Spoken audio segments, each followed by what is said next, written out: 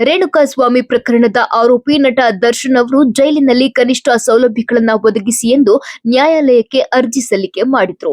ಈ ಸಂಬಂಧ ದರ್ಶನ್ಗೆ ನೀಡಿರುವ ಸವಲತ್ತುಗಳ ಬಗ್ಗೆ ಬೆಂಗಳೂರು ಕಾನೂನು ಸೇವಾ ಪ್ರಾಧಿಕಾರದ ಸದಸ್ಯ ಕಾರ್ಯದರ್ಶಿ ಕೋರ್ಟ್ಗೆ ನೀಡಿರುವ ವರದಿ ಮಾಹಿತಿ ಇದೀಗ ಲಭ್ಯವಾಗಿದೆ. ಪ್ರಾಧಿಕಾರದ ಸದಸ್ಯ ಕಾರ್ಯದರ್ಶಿ ವರದರಾಜ್ ಅವರು 57ನೇ ಸಿಸಿಎಚ್ ಕೋರ್ಟ್ಗೆ ವರದಿಯನ್ನ ಸಲ್ಲಿಕೆ ಮಾಡಿದ್ದಾರೆ. ಈ ವರದಿಯಲ್ಲಿ ದರ್ಶನ್ ಪರ ವಕೀಲರು ಎತ್ತಿದ್ದ ಎಲ್ಲ ತಕರಾರುಗಳ ಪರಿಶೀಲನೆ ಮಾಡಲಾಗಿದೆ. ದರ್ಶನ್ ಬ್ಯಾರಕ್ನಲ್ಲಿ ಒಂದು ಇಂಡಿಯನ್, ಒಂದು ವೆಸ್ಟರ್ನ್ ಟಾಯ್ಲೆಟ್ ಇದೆ.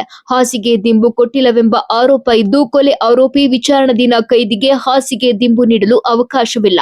ಬಿಸಿಲಿಗೆ ಓಡಾಡಲು ಬಿಡ್ತಿಲ್ಲ ಅನ್ನೋದಕ್ಕೆ ನಿಯಮದಂತೆ 1 ಗಂಟೆ ವಾಕಿಂಗ್, ಆಟವಾಡಲು ಅವಕಾಶ ನೀಡಬಹುದು. ದರ್ಶನ್ ಸೆಲೆಬ್ರಿಟಿ ಆಗಿರೋದ್ರಿಂದ ಓಡಾಡಿದ್ರೆ ಇತರ ಬ್ಯಾರಕ್ನವರು ಕಿರುಚುತ್ತಾರೆ, ಅಕ್ಕಪಕ್ಕದ ಅಪಾರ್ಟ್ಮೆಂಟ್ಗಳಿಂದ ಫೋಟೋ ತೆಗಿತಾರೆಂದು ಅಧಿಕಾರಿಗಳ ಆಕ್ಷೇಪಣೆ ಇದೆ.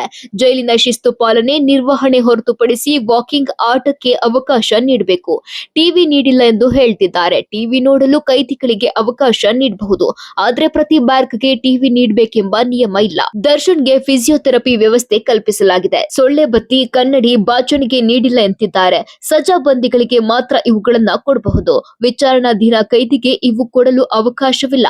ದರ್ಶನ್ ಬ್ಯಾರಕ್ ಬಳಿ ರಾತ್ರಿ ಇಡೀ ಕರೆಂಟ್ ಲೈಟ್ ಹಾಕಿರ್ತಾರೆ ಎನ್ನುವುದಕ್ಕೆ ಭದ್ರತೆ ದೃಷ್ಟಿಯಿಂದ ಲೈಟ್ ಆನ್ ಇರ್ತದೆ. ಜೈಲು ಅಧಿಕಾರಿಗಳು ಕೈಪಿಡಿಯಲ್ಲಿನ ನಿಯಮ ಪಾಲಿಸಿದ್ದಾರೆ, ಆದರೆ ಸೂರ್ಯನ ಬೆಳಕಿನಲ್ಲಿ ನಡೆದಾಡುವಂತೆ ಸೂಕ್ತ ವ್ಯವಸ್ಥೆ ಕಲ್ಪಿಸಬೇಕಿದೆ ಅಷ್ಟೇ.